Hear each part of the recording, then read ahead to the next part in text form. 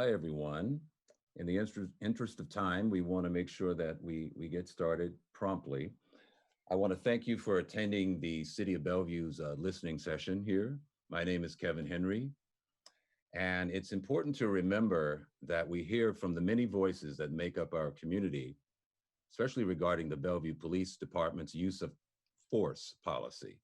We will be spending a little bit of time together, and we need to hear from you, but there are a few things we will cover right up front.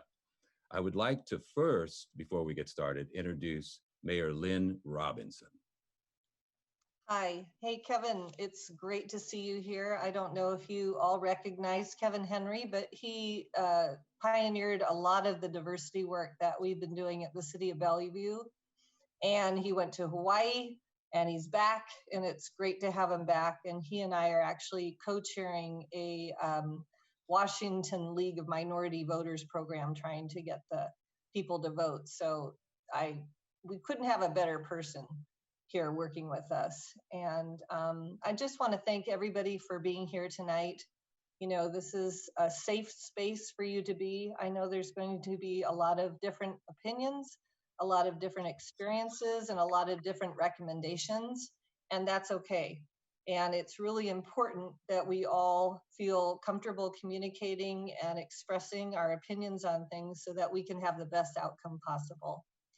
I got involved in Bellevue City government because of some discontent that I had that things were going on. It's a great catalyst to want to have your voice heard and want to make positive change. So I think it's great that everybody's here. I know that, and some people will be reassured that there are great programs already going on, and other people will have great ideas of how we can do things better. And I want you to know that the entire council was unanimous in its support of this program. We are anxious to hear the results. We have a great consultant that the city manager has hired that you will be introduced to and hearing more from. But we're just very glad for this process. It's a long time coming, I know, but we're here and we're going to start. And I just want you to know that on behalf of the entire Bellevue City Council, we welcome you here and thank you for your participation. And thank you, Mayor Robinson. Now, here's the part where I'm going to take my time because we're going to talk a little bit about logistics and navigating Zoom, which is always fun. So I want everybody to please note that everyone is muted throughout the meeting, but we will be inviting people to unmute themselves during the discussion to share any comments. You can click on the symbol at the bottom of the screen to see a list of participants. This also brings up a bar where there will be a raised hand icon.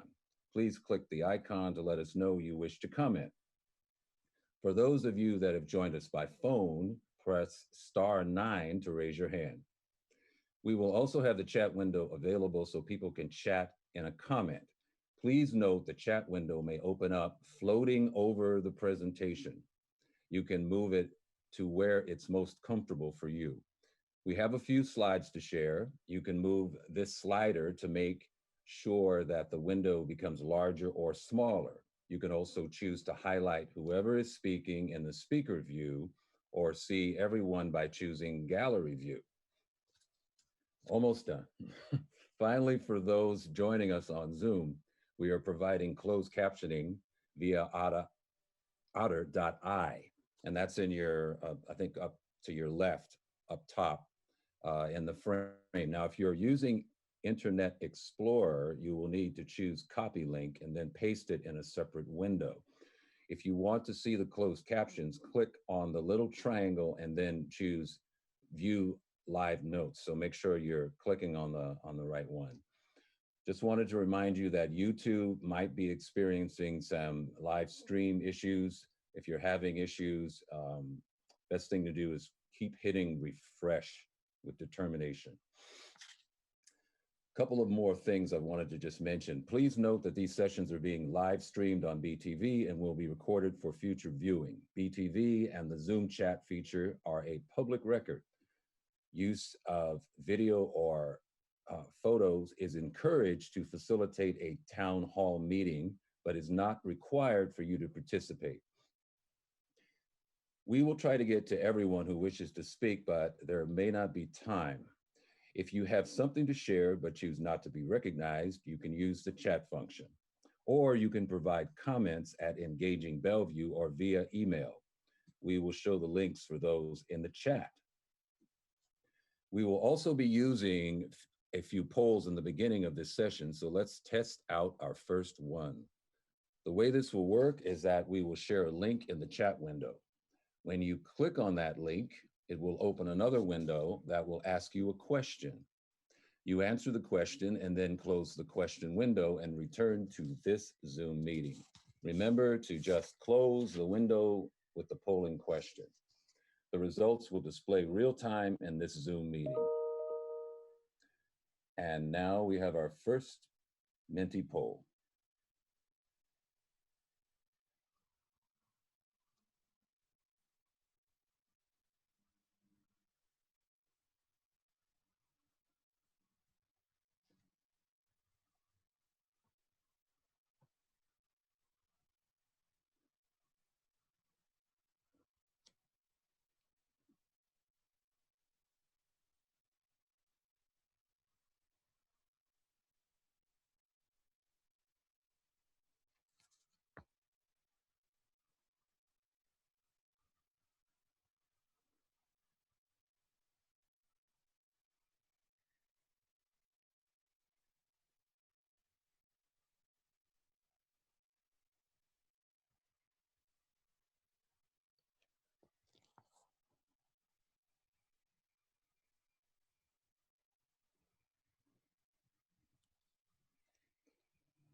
Okay, that poll will stay open and you can continue to participate, but we need to get to introducing the facilitators of this meeting.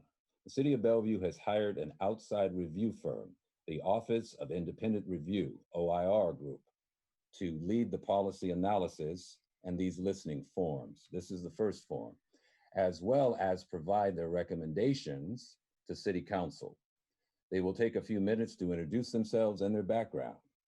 Mr. Mike Janako is the founding principal of OIR Group. And now, Mr. Janako. Good evening. Thank you, Kevin, for the introduction. Thank you, Mayor, for leading us off. And I would like to introduce myself to the group. Again, my name is Mike Janako, and I am a member of OIR Group.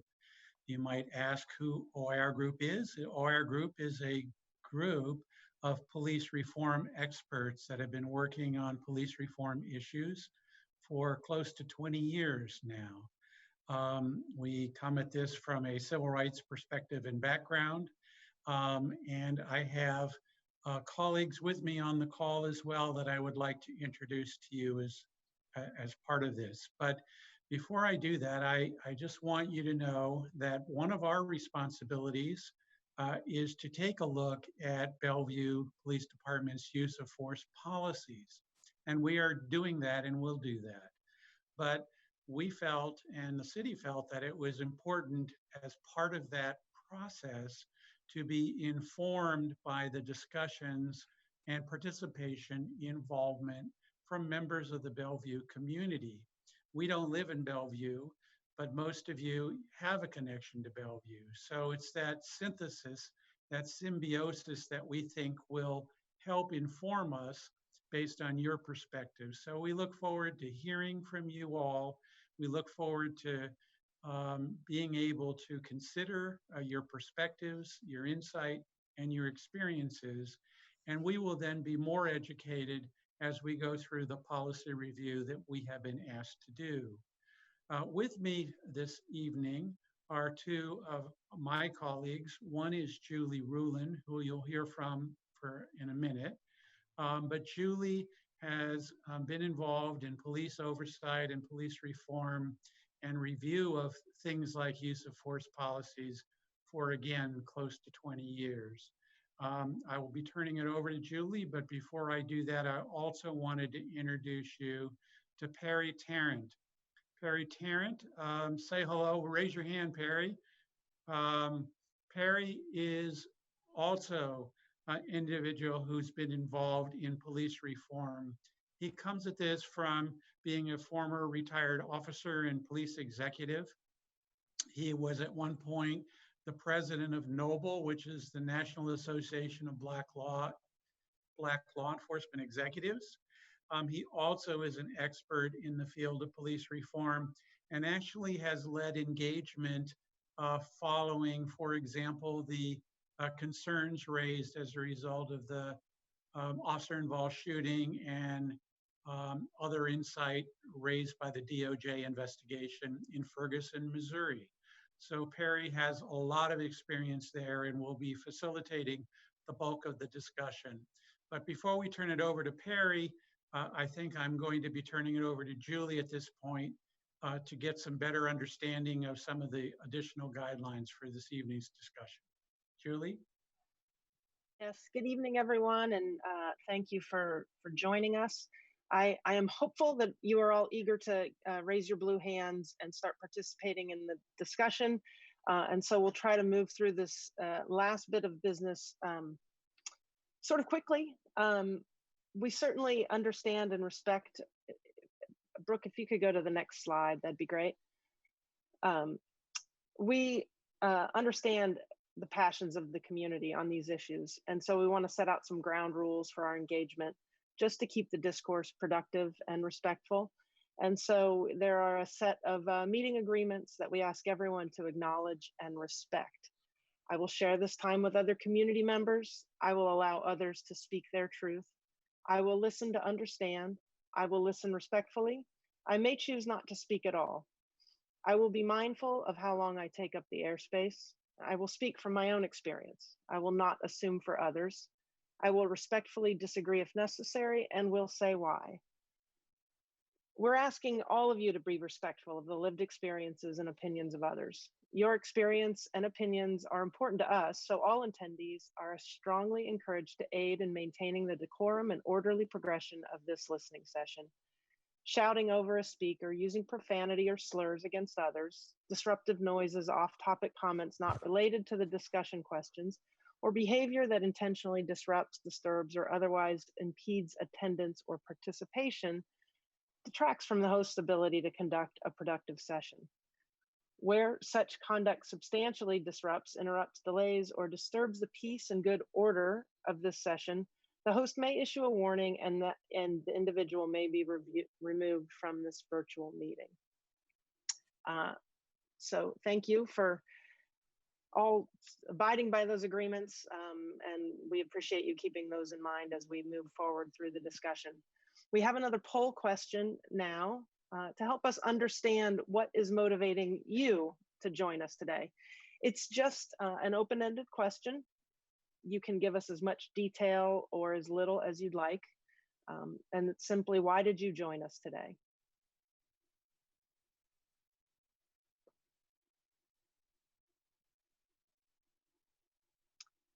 While we give you some time to respond, I'll just talk a little bit about the city's reasons for facilitating this discussion. Bellevue is committed to learning how it can better serve its residents with respect to police department practices and policies around the use of force. We give law enforcement officers the awesome authority to use force to do their jobs, but that authority comes with a significant responsibility to use it only when it's necessary. It also comes with an obligation for police leaders and city leaders to carefully review the ways in which officers use that authority. With that obligation in mind, the mayor and the council made a commitment to taking a closer look at use of force issues and use of force policies in Bellevue, and made a pledge that has 4 different parts.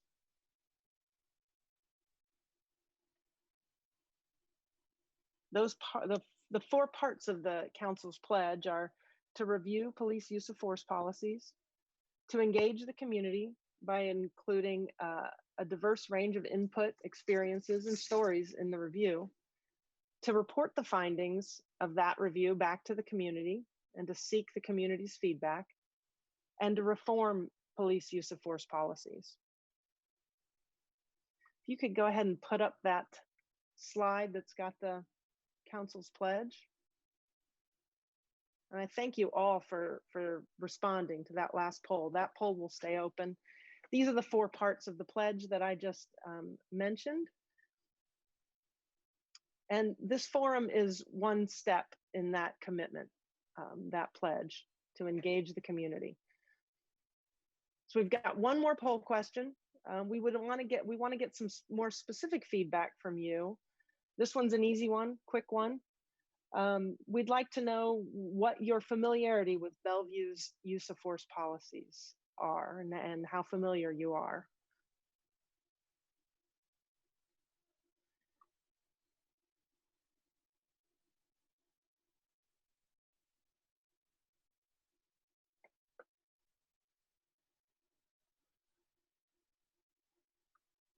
Okay, so it looks like we have some people not super familiar with the policies, and that's great. This can be a learning, there's some opportunities for learning tonight, but also in the future, we'll have a link up in the chat to where you can find those policies and some other information. So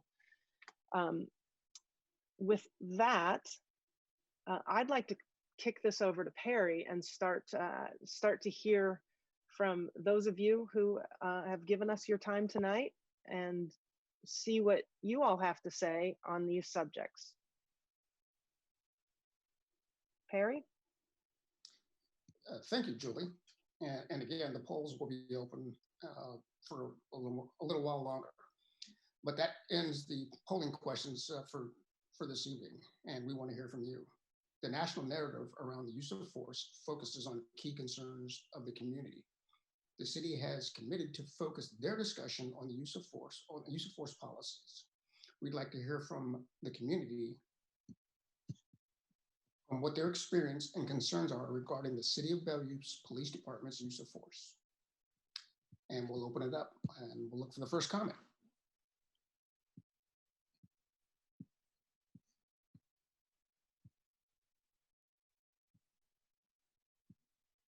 And don't forget to raise your blue hand so we can identify you.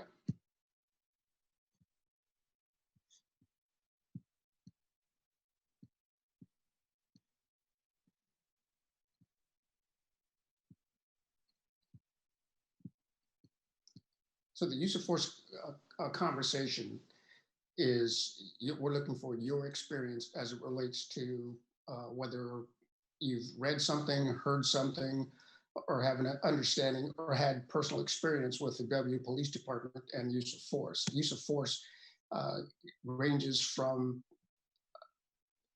voice commands to physical force. And again, please raise your hand. We definitely would love to hear from you.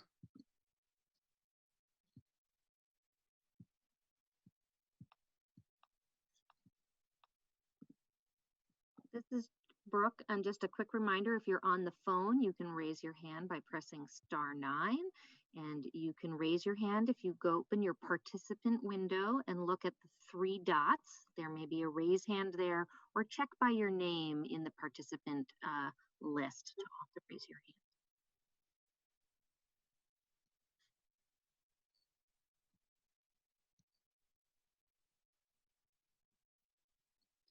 Well, I noticed one comment in the chat as it relates to transparency or the police department's use of force policy and its availability on the website.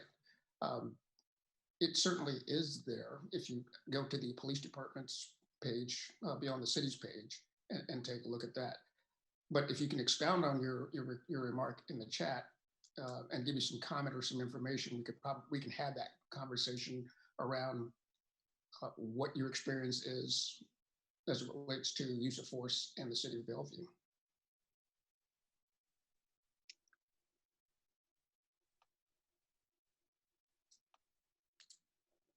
Perry, I see Ronald with his hand raised.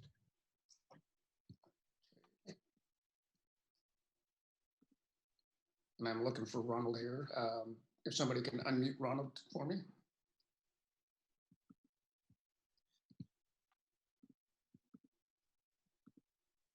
Good evening.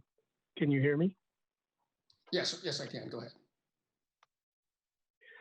ahead. There was a video of a Bellevue police officer that was recently widely distributed on the internet,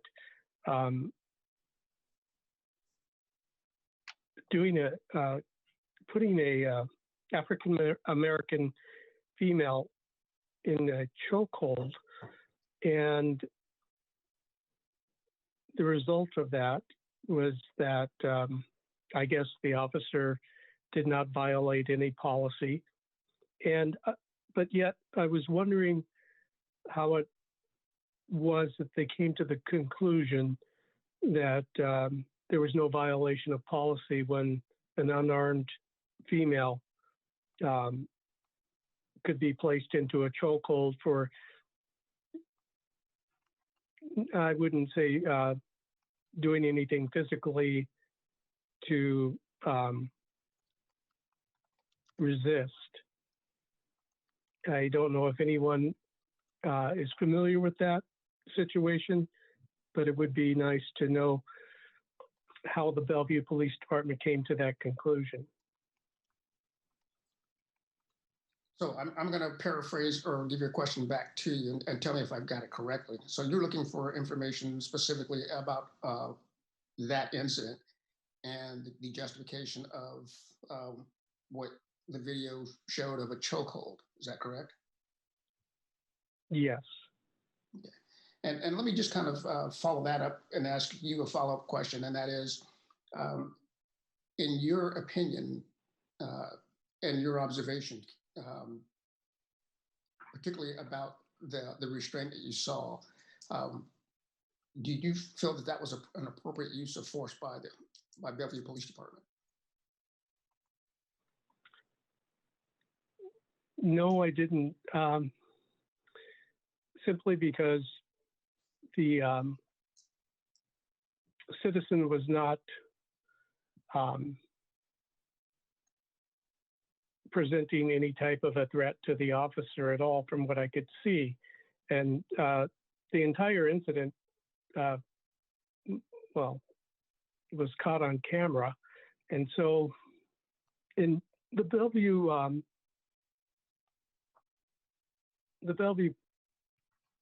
Chief Milet did comment, I believe, on the incident.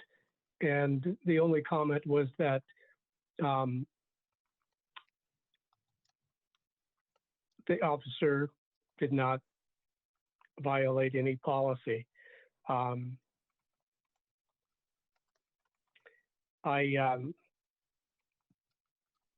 emailed Chief Milet when we recently had some civil unrest and protest in downtown Bellevue to congratulate him on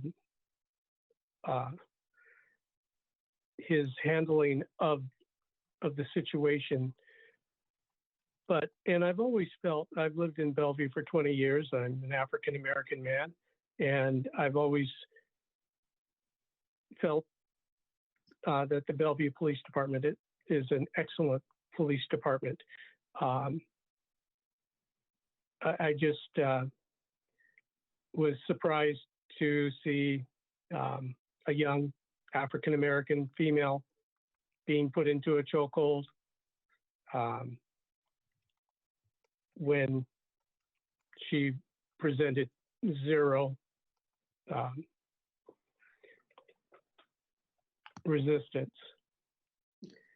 And I'm not familiar with that particular video, but again, that was one of the premises. That's one of the reasons why ORI was retained by the city, was to take a look at incidents, and certainly we'll take a look at that one as well. And there will be an opportunity to provide some follow-up and some feedback as it relates to the department's use of force in general, and maybe even to include that particular situation. But I want to move on now to Hannah, because we do have a few folks with their hand raised, and I want to make sure that we do get everyone an opportunity. Thank you. You're welcome. Thank you. Hannah, go ahead, please. Thank you for the opportunity, Perry, and I appreciate everyone joining to listen to our comments within this forum.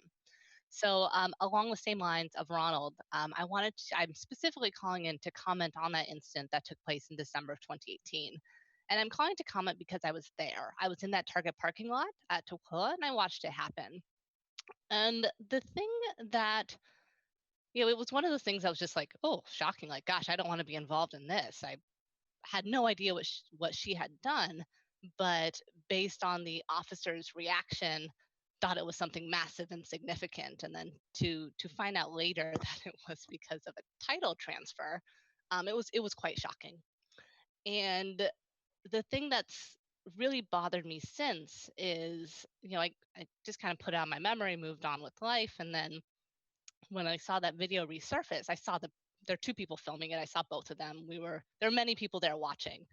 Um, and then reading the police report, I saw that it's written in great detail, start to finish, except the part that really stuck with me is that the officer said, direct quote in the police report, he used his muscular strength to remove her from the seated position inside the vehicle to a standing position outside the vehicle. And then the report moves on.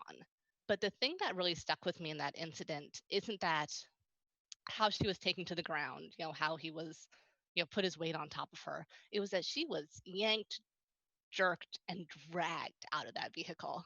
And it's so disappointing to then go back and read what was, mostly a very detailed report and have what really stuck with me, seemingly glossed over. And I think that's kind of all I want to say about that piece, but it's the piece that stood with me the most. How you kind of watch a female who's much smaller than him get dragged out of a car, and I don't know how else best to explain it, but I don't know if you've ever seen someone get mad. Um, the officer kind of had it with probably how she was responding to him, and I think that's how the reaction took place, and seemingly, escalated from there with her being placed on the ground, etc. So, that's really the part that bothered me and that stuck with me. And I do hope the office reviews that incident, because just from a community perspective, it's just so disappointing. And kind of reading on through, the police statement, turns out that that woman had reached out and, asked for, tried to get in contact with the chief and, had sent a request. And it said that, the chief had interpreted her email at the time as a public records request, and it had been misinterpreted. I did want to share that, after the killing of George Floyd, I had reached out to the Bellevue Police Department to just request some information around training and training that takes place for the officers. The amount of time and people I was passed around to public records request. So it's not a public records request, just to get kind of that simple basic information. I think hopefully as part of the broader conversation, perhaps there can be some process reforms for how an individual can, make a request and have it responded to sort of in a timely manner.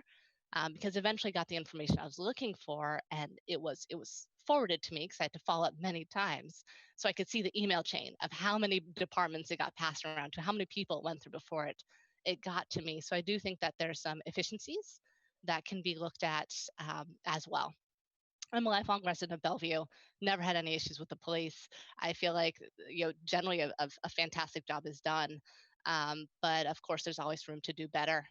And, certainly hope that, choking someone out is not something that we allow to continue. And I appreciate this opportunity to comment. Thank you for your time. Well, and thank you for your comments. And you're right, this is this forum is part of a process of being able to do better. And again, thank you for participating. Thank you for your comments. Ms. Floss, if you would please go ahead.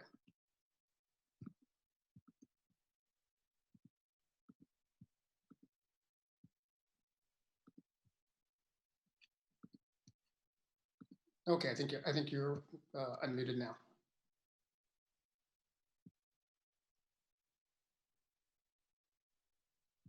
Okay, we'll move on. Steve Kasner, is that it? Go ahead. Yes, I mean, I happen to be a Caucasian person. I want to back up this conversation a little bit with, I've lived in Bellevue for 30 years and have gotten to know many fine officers with the Bellevue Police Department, but I've also met a few that were not as understanding and accepting of the fact that Bellevue wasn't all white anymore. And whether it was disrespectful speech or just their attitude. And then of course there was the Baltimore situation where officers said every very inappropriate things about what they could do when the streets got violent. And so my understanding from officers over the last 10 years was we've gotten rid of most of those officers, but not all of them. And I guess my use of force starts with you don't know a person's medical condition when you put your hands on them. And depending on where they are on the health spectrum, chokeholds could have tragic consequences as we've seen across the country. And, you know, Chief Milet at a meeting said, well, it's still part of our policy when appropriate. And I just don't feel that it should be part of our policy because of the horrific consequences with the wrong victim or a police officer applying the hold incorrectly. So we're on the national news enough being right next to Seattle, but you know, I think we need to come up with some better policies about what we will and won't do in engagement.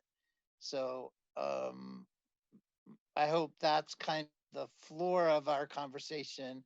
Where do we want to get? And thank you for your comment. And that's absolutely our point. The point is we are having this discussion. The city leadership does want to engage the community in this discussion about where does the community want to get to as it relates to the use of force by its police department. So thank you for your comments. And then Harry K., you should be unmuted now. Go ahead with your question. Good evening. Can you folks? Yeah. Great. I've been a Bellevue resident for a little over 20 years and appreciate the opportunity to speak this evening. I just have my purpose as I answered the poll in joining this evening was simply to learn more about police practices and public safety in Bellevue. And I really just have a question, and it doesn't have to be answered tonight, of course, but there's I guess a movement that was circulating quite widely on the internet a few months back, seems to have died down a little bit, but it's called 8 Can't Wait. And it's a series of what seem like common sense police reforms. And they seem like common sense, but I'm certainly no expert. In any event, this particular movement does seem to have gained some traction across the country. And my question is simply, does the Bellevue Police Department plan to adopt the 8 Can't Wait policies, which includes bans on chokeholds and other measures? And if they do not plan to adopt 8 Can't Wait, perhaps they could explain why not. Thank you. And thank you for your comment. And we certainly will pass that question on to the Bellevue Police Department. I will say that the Bellevue Police Department is CALEA certified, and I'm very familiar with the 8 Can't Wait, and there are some intersections between those two. But I want to be very specific and make sure that I recorded your question around 8 Can't Wait and provide the chief and the city an opportunity to respond to your question. So thank you for your question. And Kim McDermott, you should be unmuted now. Go ahead. Thank you. Thanks for giving us this chance to weigh in about this really important issue. I have a pretty specific incident that I sent an email with all the details, but I'll give a really just quick version here so everyone hears about it. back in summer of 2019, I was walking with my daughter along Westlake Sammamish Parkway, and we encountered a man who was walking down the middle of the road, and he was talking to himself and gesturing, and he almost got hit by a car. He was a white man. I'm white. And so, you know, we were concerned he was going to get hit. There were a lot of cars that kind of swerving around him. So I was able to talk to him from the side of the road and get him to sit down with me at the Little Store, which is a small store along Westlake Sammamish Parkway. And we sat on a bench together, spaced out about 10 feet apart. And I just started talking to him and had my daughter from a distance call 911. He was really clearly mentally ill. He was often incoherent and not making sense. I was able to get him to say his name and that his parents lived in Bellevue. He was probably in his mid-30s, and that his car had broken down, and also that he had a doctor at Overlake and he wasn't taking his medicine. So after, you know, I chatted with him while we waited, and my daughter called 911 to get some help. We were worried he was going to get hit by a car. After about 10 or 15 minutes, a police car arrived with 2 Bellevue police, a man and a woman, and they came up to the man, and I was sitting apart from him, but they kind of walked over to him, standing, kind of looming over him with their hands on their guns. And the first thing they asked him was for ID, and then they asked to pat him down for weapons. So the man got really flustered and anxious, and he pulled all the stuff out of his pockets to find his ID, and he was able to eventually find it and give it to them. He consented to let them pat him down for a weapon. They didn't find any. And then, still standing over him, they told him they needed to take him to the police station. You know, and we had told him, I had my daughter make sure to say he wasn't threatening. You know, we weren't scared, we weren't worried. We just were worried about him, actually, more than anything. And then ultimately what happened was, and then I suggested, well, you know, he has a doctor at Overlake, there's a psych ward at Overlake. Why can you just take him there instead of to the police department? They agreed, and he agreed, and they took him off, and all was good. But, you know, I've thought about that a lot, because in this case, there was no racial component at all. I mean, everyone there was white, but the way they responded, if he had been someone who was more volatile or paranoid, or, you know, he could have reacted in a way that was, that would have made them have to respond with violence. And if they had been better trained in helping mentally ill people, they would have known better than to stand over him and to, you know, approach him that way, and to talk loudly to him, and to stand right next to him. And so, you know, but they were probably following whatever their policies are. So my point was that in this situation, I don't think police are the right people to respond to this. We need people who are really much better trained in dealing with mentally ill people or people who are on drugs than police are. So what it says to me is that we need to rethink what sort of situations we want someone with a gun to even respond to. And I think we need police for certain things. I mean, if I saw someone being raped in the bushes, I want the police to come and use their gun and do what they have to do. But when I see a mentally ill man who clearly needs medical help more than anything else, I think that's the wrong people to come. So my suggestion would be for Bellevue to think about, are there better ways to use our police budget to hire other professionals who are much better trained to do the kind of things that we're going to be asking them to do? And thank you for your comment. And I just want to summarize your comment. So your comment, it revolves around being able to connect a person who's having a mental health issue or crisis to mental health services instead of the police. Did I get that correct? Yes. Okay.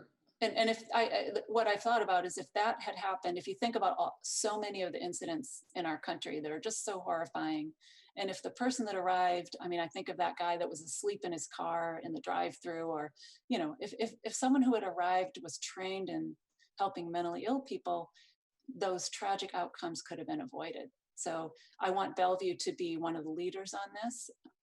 So yes, that's a good summary. Thank you for your comment. Thank you. And Maureen F., if you would please go ahead with your question. Hi, thank you. Mhm.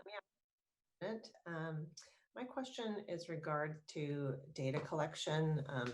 So there have been a few comments on policy questions and ideas about policies, but it's a little difficult on the Bellevue website to see if there's any information about race of people that have been pulled over or arrested, or really any information about what the police actions were. So I am able to locate information about the numbers and types of crimes that have been committed.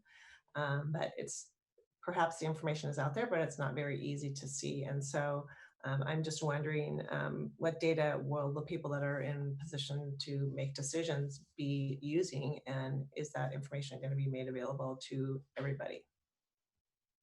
Okay, and again, thank you for your question. And just paraphrasing back to you, you're looking for outward-facing data as it relates to stops and arrests and contact with the police department. Correct. All right, thank you. Okay. Maya M., please go ahead. Hi, thank you. I'm a social worker in Bellevue. I grew up in Bellevue. Really, my whole life has revolved around Bellevue, and it's really dear to my heart. And I'm a social worker, and I have experienced a lot of difficulty out in the field, that police don't give me the chance to de-escalate a situation, which I've been trained in before use of force comes up by them. And so I was just wondering if you could, I don't know why that's the case. And I would just really appreciate if, you know, we could be more collaborative, social workers and mental health professionals and police, and just do a better job of, you know, I really appreciate their support, but sometimes I do believe that I could de-escalate a situation without police force. And just to clarify and to pull a little more information, were you working in conjunction with the police, or were you just passing through the area, or are you talking programmatically, building programs that include social workers, mental health professionals in police response? I work with police pretty frequently from all different cities. I would just love that communication to continue. And I think sometimes in direct service, workers aren't listened to the same way in the field. And I would really love for that relationship to continue, and that maybe mental health professionals, social workers had more of a say about when force is, you know, could be put off, and a different method could be tried.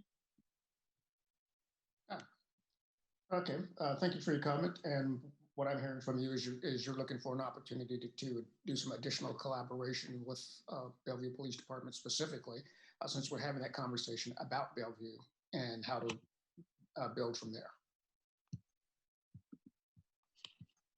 Christopher Randalls, please. Hi, thank you for giving the community the opportunity to speak this evening. I myself am a white man, and I can say that my experiences with Bellevue Police Department have always been positive when I've had interactions with them. This is perhaps maybe only tangentially related, but I do hope it still falls under consideration by the BPD. As Bellevue is hiring new officers, and as I understand that Bellevue Police Department has historically used enticing bonuses and offers to hire officers from other jurisdictions, which I can certainly understand. A concern that I have is that I would want to make sure that officers that are hired are appropriately vetted based upon their uses of force and conduct in other jurisdictions. So for example, I understand as Seattle is moving forward with reducing its police force, I can fully foresee a situation where officers who may be leaving that force would be brought into Bellevue's. I would want BPD to be cognizant of those officers' uses of force, both this past summer and previously, and making sure that appropriate vetting is done in terms of making sure that they followed proper use of force protocols in their previous jurisdictions. And thank you. Yeah, thank you for your comment. And again, we'll make sure that that's included in our conversation. And for those folks who are just joining us or who've come on since we started this, we are talking about use of force policies and like to get community feedback about your experience and your impressions about use of force in the city of Bellevue by the Bellevue Police Department. Feel free to raise your hand. There's a process or an icon at the bottom of your screen that gives you the opportunity to raise your hand, and we can call on you and hear your comments. And Perry, I'm going to jump in and maybe ask a specific question here to see if we can get some more folks talking.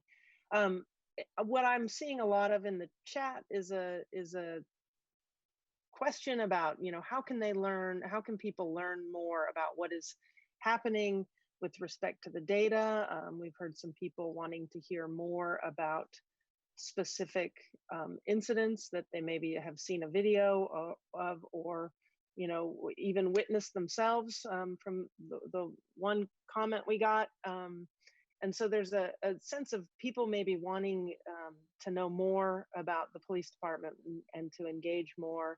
And so I guess I would just ask this question for those of you here tonight and participating. What are the best ways for the police department to connect with the community and to give the kind of answers and feedback that we hear people are looking for tonight? If anybody has some thoughts about that, what would be a great way for the police department to reach out to you, for you to be able to give your questions and thoughts and suggestions to the police department? If you have some ideas about what would work best for the community for that kind of engagement, we would love to hear that and get some other responses from some of the participants tonight.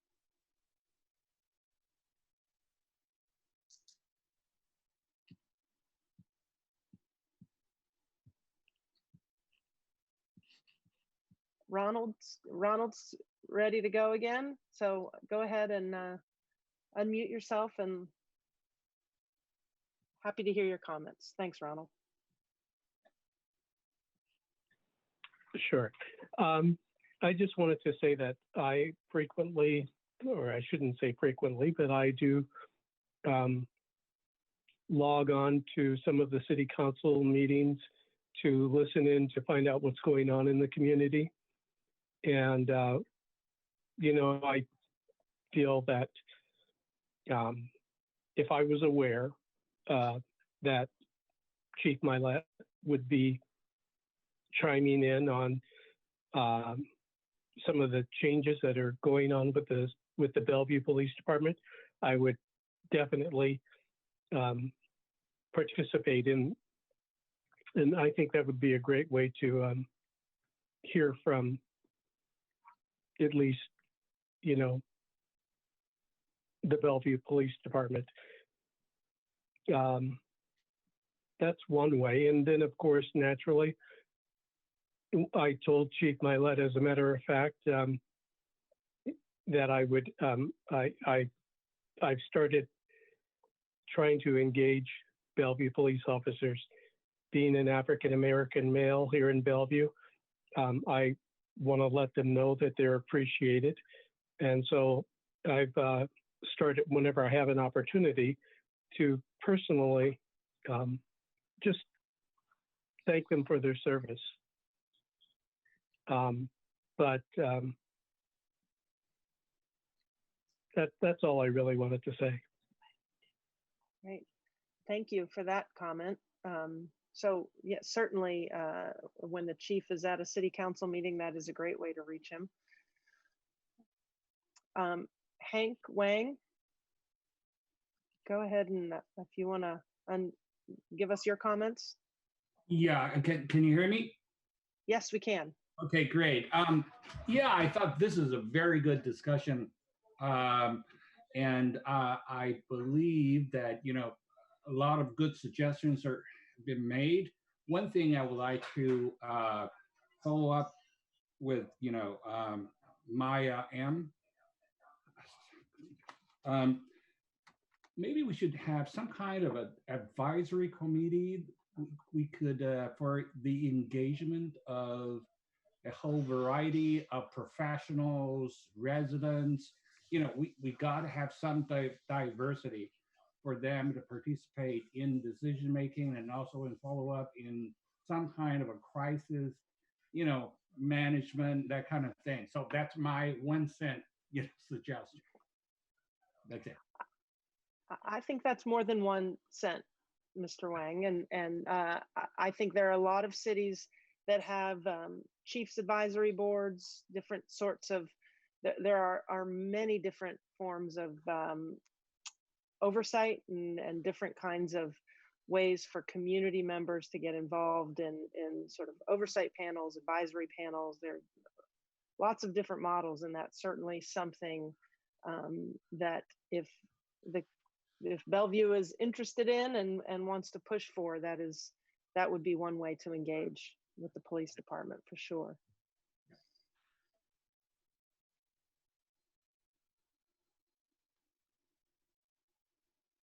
And again, this is a process, and your voice and your input is absolutely critical on how the city will move forward. Please raise your hands, give us your feedback, and give us your input on this process. Particularly Julie's question about how best for the police department to reach out and communicate with you.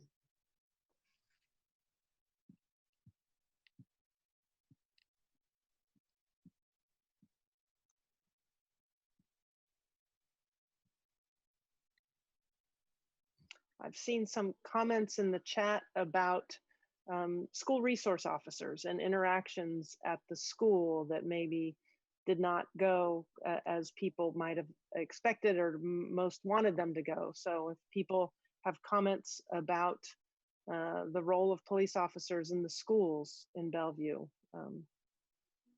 now would be a good time to talk about that as well. Angela, if you've got some comments. Yes, I just wanted to make sure that I voiced that I want the SROs out of Bellevue schools. I have my children in high school and middle school respectively, and yeah, I'm very concerned about just some of the experiences I've been reading about of police in schools, and so I would want them to be removed. Thank you. Thank you for your comment. Steve Kasner. Yes, this is an issue that's really important to me. I successfully got my boys out of high school and college, so I don't have children in the system. But when there was some burglaries in Lake Hills, I was talking to some officers, and what I was told was we're gonna talk to the kids and we're gonna data mine them. And I said, excuse me? And he's like, well, we just call them into a room and talk to them about what they know is going on in the neighborhood. And I said, are parents involved in this discussion that their kids are being interviewed by officers one-on-one or one-on-none? And he goes, no, we're just gathering information. The children aren't suspects. And I was a big supporter of the DARE program and the GREAT program, and that's just balance of power that I will not tolerate. And I've seen some great school resource officers and some very poor resource officers, and schools absolutely need more support. I'm not totally sure it should be a police officer, and it shouldn't be a police officer that believes the children are there to rat on things going on in their neighborhood. So, I mean, it's not use of force, but our schools are very important to me, and we need to create positive relationships. And anytime a minor is talking to an official person, the parent should be notified. So hopefully, as part of this process or a different process, we can make sure that that happens. Thank you for those comments, Steve. And we've done a lot of work in different parts of the country that touch on the work of school resource officers. And one thing I can say with certainty is that has been consistent is that people's view on the issue of whether officers should be in school is very much dependent on the mindset and the abilities and of a particular school resource officer. Some seem to be very well suited to have the right mindset about, as you said, being there to assist and help the kids. And so it's certainly a subject that a lot of people have very strongly held feelings about. I had just the a piece follow that's on. missing is the audit function of, is someone monitoring what a particular officer is doing? That appears to be missing in the system, that it's complaint based, not performance based, that we're tracking what's actually happening. Thank you. Thank you. I just had a follow-up, Julie, to your point. And this is a question for the group, if the group is interested, with regard to school resources and policing in the schools, if it's going to continue, should the use of force policies be calibrated appropriately or differently because the officers are dealing with students in a school environment as opposed to what they might expect on patrol? That would be one of the questions I would want to see if anyone had an opinion about. And Jill's got her hand up. I'm gonna go ahead, Jill. Yeah, my name's actually Sarah. I'm the daughter of Jill, but I'm a former student of the Bellevue School District. And my comment on just police in schools generally is based on my own understanding of mandatory reporting and the role of police officers just in the position that they hold and the responsibilities of police officers generally. I would say it's extremely unfair to be expecting students to understand what the role of a police officer is in terms of what they can and cannot share, as opposed to sharing that with another school employee, per se, a counselor or another person who is not required to disclose certain information. So I think it's pretty unsafe, in my opinion, to have police officers in schools, and it places students at risk, especially when I would say the majority of students are not informed on what it really means to be sharing information with police officers, especially when it's in a context that can be so casual. In a school, those offhand comments and casual conversation often lead students to disclose information that could put them in jeopardy, and they just won't be aware of that. So that would be my comment. Thank you for that.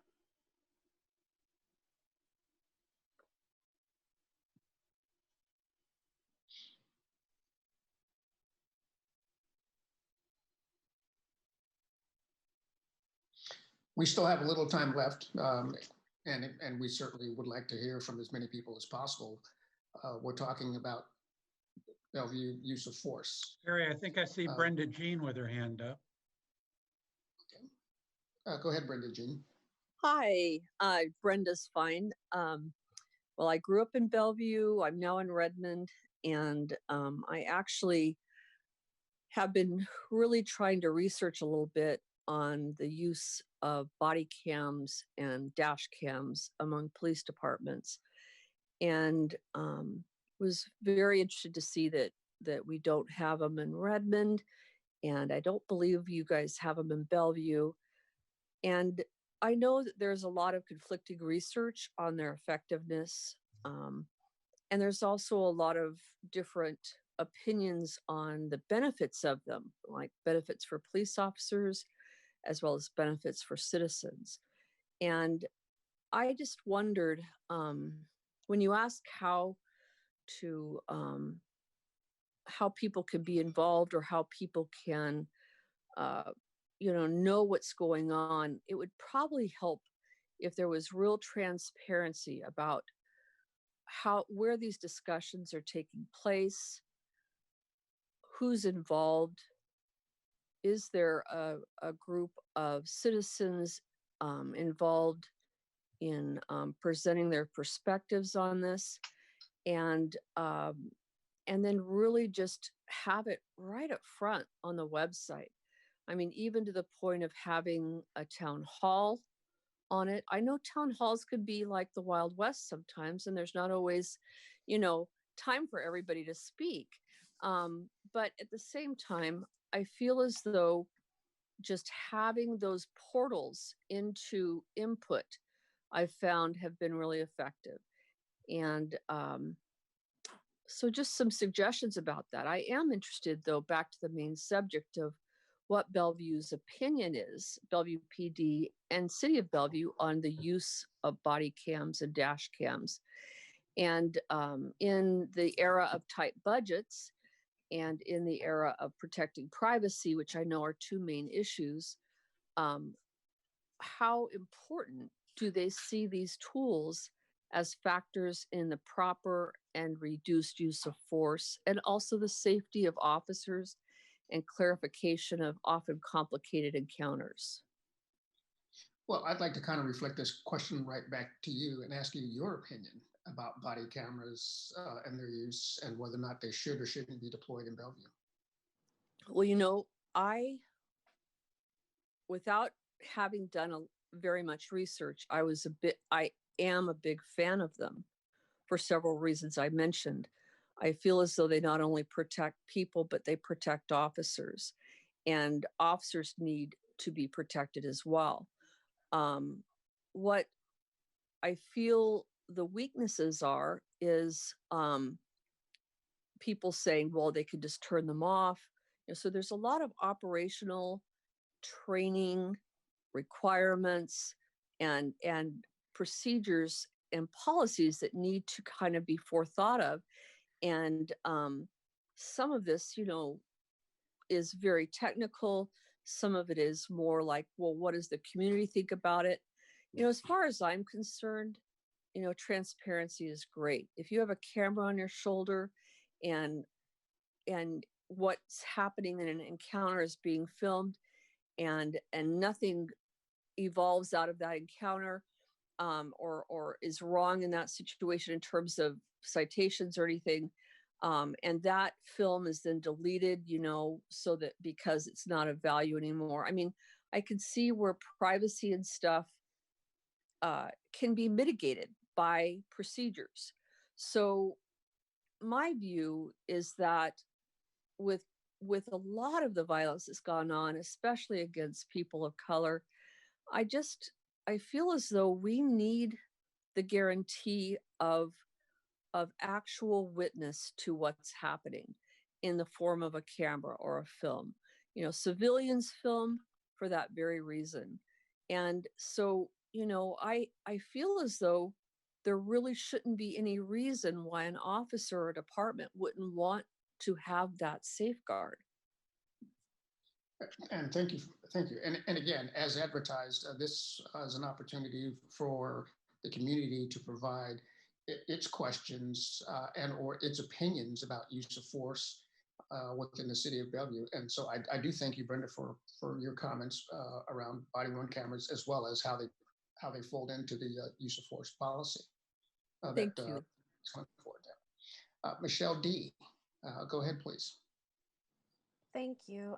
I just wanted to go back to Michael's question, because I was a little shocked actually that it was even being asked. To me, it's clearly obvious that there should be different rules of use of force for SROs on campuses. If that's not the case for minors, I would be shocked. It would seem that very few things that truly threaten the officer involved would lead to adult levels of force on most of our typical high school campuses, given what we see and what goes on. I've lived in Bellevue about 4 years. I lived elsewhere before. It's not a Bellevue PD issue, but we see these things on national news too. And you get officers in schools who react to children or adolescents the way they would react to adults. And I think that's clearly inappropriate, and I doubt I'm the only one who feels that way.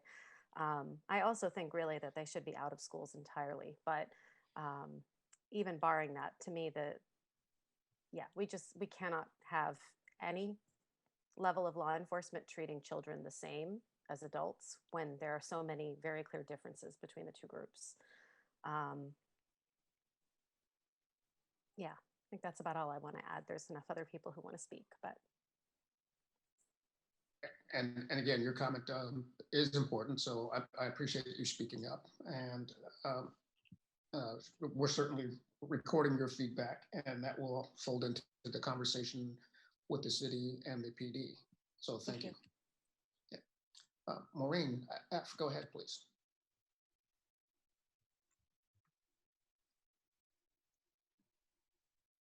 Oh, I'm sorry, is it Marion? Sorry, Marion F. Oh, there we go. Sorry about that. Okay. Yeah, thank you.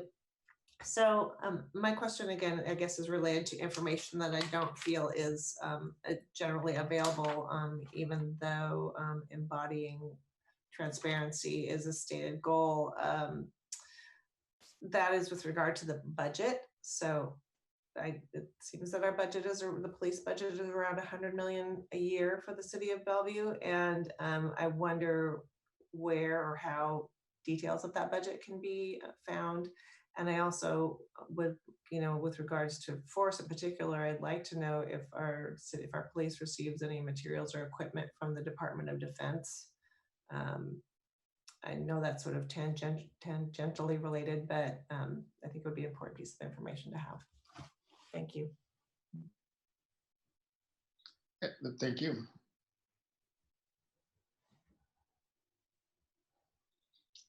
We've got Judge. It looks like Monica Webster in the chat has requested the opportunity to speak. So, yes, thank you. Can you all hear me? Oh, sure. Go ahead. Oh, thank you. I'm on my phone, so I can't raise my hand. I apologize. Thank you for noticing. So I'm a community member and longtime district parent. I've been in the district for about 16 years, really involved in my community and around talks like this. So I really appreciate the opportunity to speak. And I just have a few questions around the SRO topic. And I'm wondering if any of them have been taken into consideration by the Bellevue Police Department. So one is, has any consideration been made around diversifying the SRO officers in the schools so that they're more reflective of the populations that they're serving? So that's my first question. The second one is, are SRO officers' history or their jackets being taken into consideration, meaning, what kind of warnings, citations, or previous incidents have they been involved in the past? And is that information being provided to our school district prior to them being given the opportunity to work with our kids? That was something that I really would like to actually have access to and kind of know.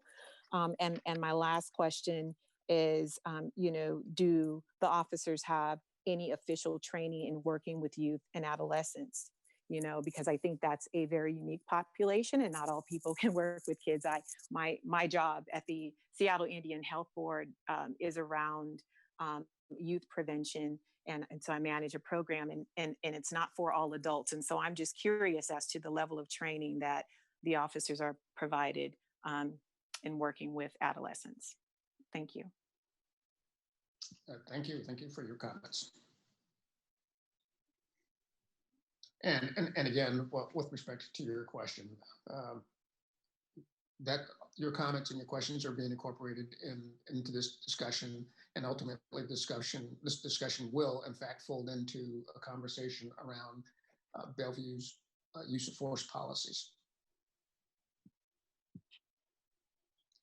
We probably have time for one more question, or two more questions. So again, I want to make sure that we get to as many folks as possible.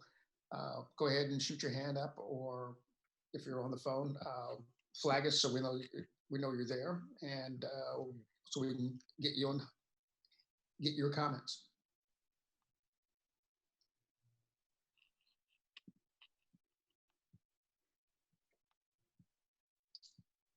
Julie, did you see anything else in the chat that may prompt further discussion with this group? I just want to make sure that I'm just scanning it right now here.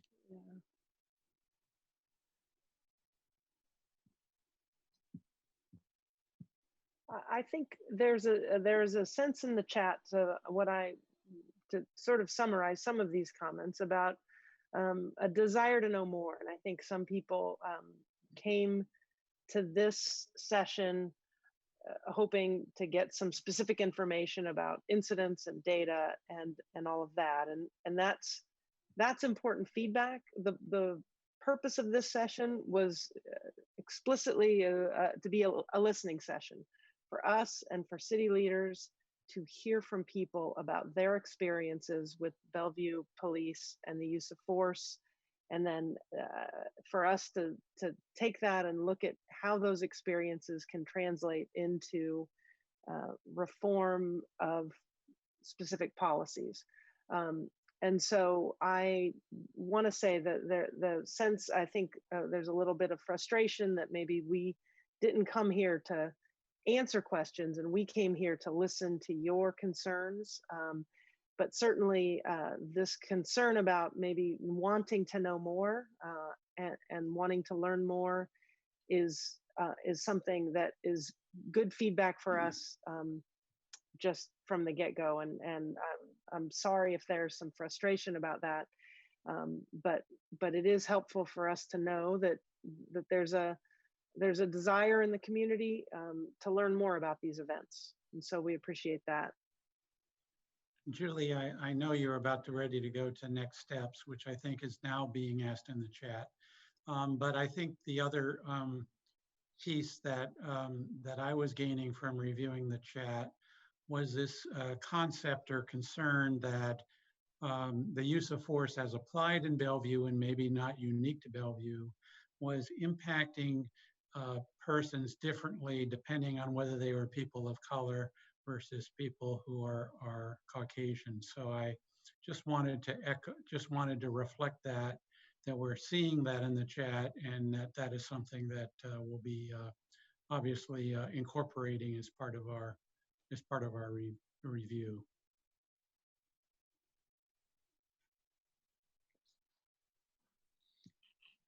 Okay, and I will turn it over to you, Julie. Okay. There are some ways that you can give some direct feedback to the police department. I think we're going to put a link in the chat there for, there's a community feedback form on the Bellevue Police Department's webpage. That is a way for you to directly communicate with the police department.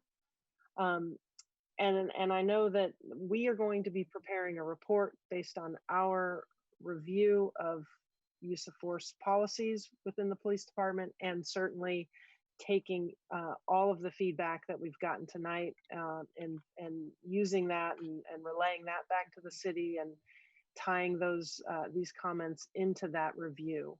So we appreciate all of you who spoke up or participated in the chat. And we appreciate all of you who were just here to listen and to learn more, because that level of engagement with your community is a positive thing. And so we appreciate that. I am going to turn it back over to Kevin Henry for meeting wrap up and closing things out. So Kevin, take it away. Okay, great. Thanks, Julie. And I want to thank everybody for taking some time out of everyone's busy schedule to be here tonight. It's so important that we have dialogue. That's the first step in solving any kind of issue that pertains, whether it be personal or whether it be related to your children or related to the community. So I want to thank everybody for doing that. And I just wanted to go over a few things just so that you can stay in touch with the city and get more questions answered, find out about what the city is doing in general in terms of its community programs, especially as it relates to diversity and inclusion and equity in Bellevue. This is the first session. We have 2 more sessions coming up, listening sessions. And I just wanted to say that anyone who was not able to provide their comments directly or through the chat, if you wish to provide additional comments, you can do that by visiting the Engaging Bellevue website. And they have inserted a link in the chat for that. And you can also send an email to the council pledgebellevue.gov email address as well. The information gathered from this and other listening sessions, comments on the Engaging Bellevue webpage, or any other comments received via email will be used by the OIR to prepare a report to be presented to the City Council in a timely manner. So once again, I want to thank you for spending your evening, a few hours of your evening here tonight. We hope to see you again. Have a safe and good week.